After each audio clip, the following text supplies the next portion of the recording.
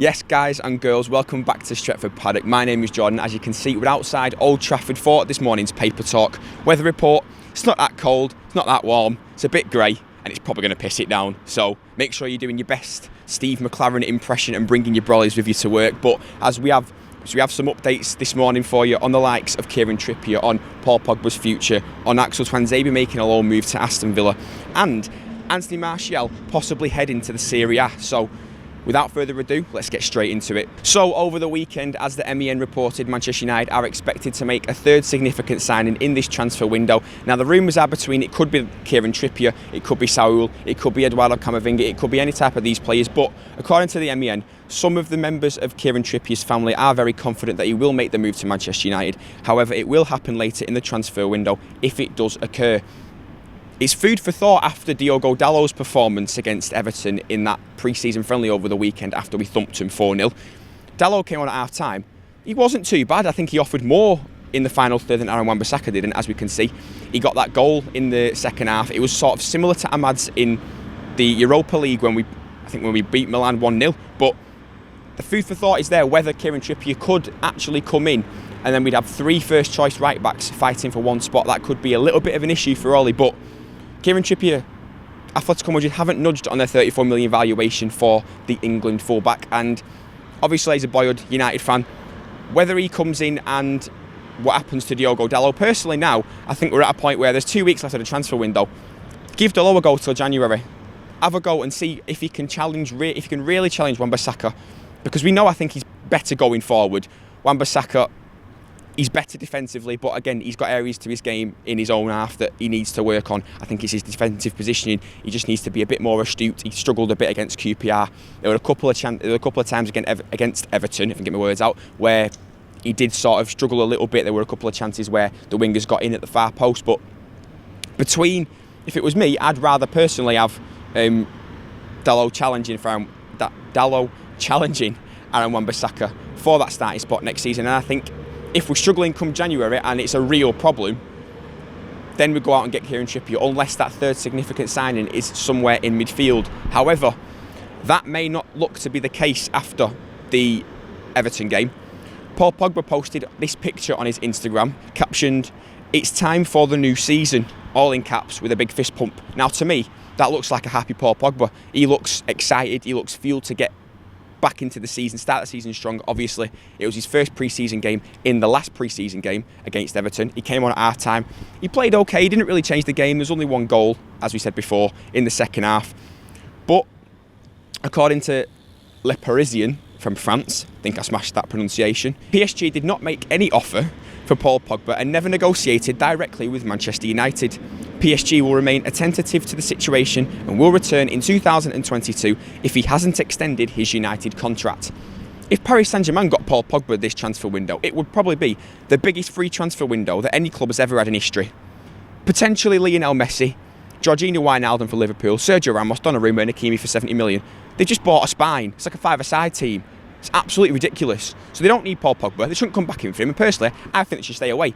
But on the flip side, Fabrizio Romano on his YouTube channel was saying that Manchester United have now started talks with Paul Pogba and his agents, but there's no agreement yet on a new contract. United want to fight for him and maybe extend his contract in the coming months. Personally, I think what's going to happen with Paul Pogba is he's going to just see how we're performing going into December, January time, during the last month of him being tied down to the club. Then after, of course, he can go and sign a pre-contract agreement at a foreign club. But whether he then does come out and sign that new contract with us, I think he's going to wait and see how the results are going, where we are in the league, how we're challenging the Champions League front in other domestic cups. He'll make that decision, I think, later on in the season. But again, Ollie's tried to do a 4-3-3 this year as well. If Paul Pogba goes in, he needs to play in that left of the three. That was where he was playing his best football at Juventus. That was where he was showing the most attacking flair that I think he's had at any club prior to joining United, and that's where I want to see him next season. But let me know where you want to see Paul Pogba, because if he's staying until January, he plays in the first team. I think it's as simple as that. So as we saw as well, after the Everton game, Axel Tuanzebe got confirmed to joining Aston Villa on loan for a third time, and I think that's what we were expecting with the imminent arrival of Raphael Varane. I mean, we saw a couple of social media posts recently. Varane watching MUTV with his little kid, which was lovely to see. Him training on his Instagram story, doing a few kick-ups. He sent us all into frenzy. We were looking at that going, that is mega, innit? We can't wait to see him in a United shirt. And he could potentially play against Leeds. It's a big ask, but I think he could. Obviously, Jadon Sancho has started training as of today. People were saying he was expected on Friday, but he was never going to get in there. I think Jadon Sancho has a warrant to start on Saturday if he gets a good 5 days in pre-season with the lads. He knows half of them anyway from the England camp. But as I was saying before, as Tuanzebe joins Villa again, he signed a new contract until 2023 with an option of a further year. And I think he'll go over there and he'll really challenge for starting spots, I think, over Ezri Konsa, maybe even Matty Cash at right back. I know they might have signed him for cover, but I think he challenges 100%. And Aston Villa could be challenging on all fronts for European football next year. Some of the signings they've made, even without the £100 million they got for Jack Grealish, the likes of Leon Bailey, Emiliano Buendia, they could challenge. So it will be a very nice, I think it'll be a very good experienced season for Axel Tuanzebe to then sort of cement why he should be a United player in the future. Again, as we were saying before, Ollie wants 4 first team centre-backs going into the season. Now he's got Raphael Varane and Harry Maguire as the guaranteed starters. Looks like Victor Lindelof and Eric Bailly is sort of going to be his rotation backup centre-halves. On loan watch as well, Tahith Chong. He played very well as Birmingham beat Sheffield United, as we know, newly relegated from the Premier League. 1-0, got man of the match. So it's looking promising for our loan players going out, seeing how they're going to perform next year in the Premier League and the Championship, and maybe they come back and then challenge for the first team spots. But you know what we do on this channel? We give you the news, some of the updates that we see, right? I don't know if I really want to say this one, but I'm going to do it anyway because it's quite funny. According to the Mirror, Inter Milan want Anthony Martial on a season-long loan to replace Romelu Lukaku or Lautaro Martinez, depending on who goes, both of them, one of them, we don't know. But Manchester United will only agree to the deal if an obligation to buy is included. Not an option, an obligation.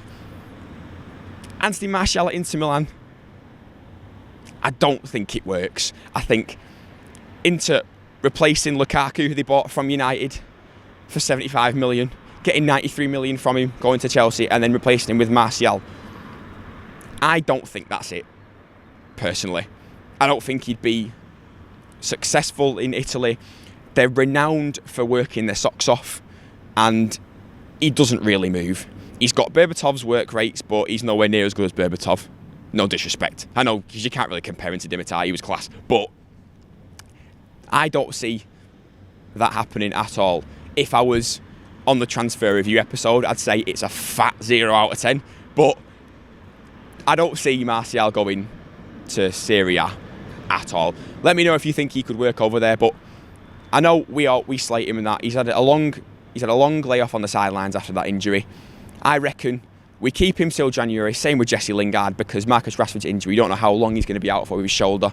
Then does he go and do the stuff is it in his foot somewhere, one of his ligaments? I don't know the full story. But if Marcus Rashford is out for a while, we need them options on the left hand side, and Greenwood can play the right, Sancho can play the left, Eddie Cavani will be up top. But then we obviously want that squad depth for rotation. Dan James, Jesse Lingard, Martial. I think there'll be semi-important players coming in for the cup games, for the lesser games. I know every game in the Premier League is a tough game, but the sort of lesser games that we see, the knuckle down ones, your Burnleys, your Watfords, etc., etc. No disrespect to them, but like I say, they'll be in for rotation. So Martial, I don't think he's going anywhere. That's it from me outside Old Trafford today. Don't forget, keep your eyes peeled for transfers live later on tonight on the channel. So if you haven't got your notifications already turned on, then turn them on so you don't miss an upload from Stretford Paddock. As always, if you're not subscribed to the channel already, make sure you are, because we're less than 6,000 subscribers away from 600k. So if you're not subscribed already, make sure you are. And don't forget to drop a like on the video and comment on all your thoughts about today's transfer rumours and whether you think Martial's going to go to Serie A. Probably not, is he? But I've been Jordan Simpson for Stretford Paddock. This has been the Paper Talk. We'll see you on the next one.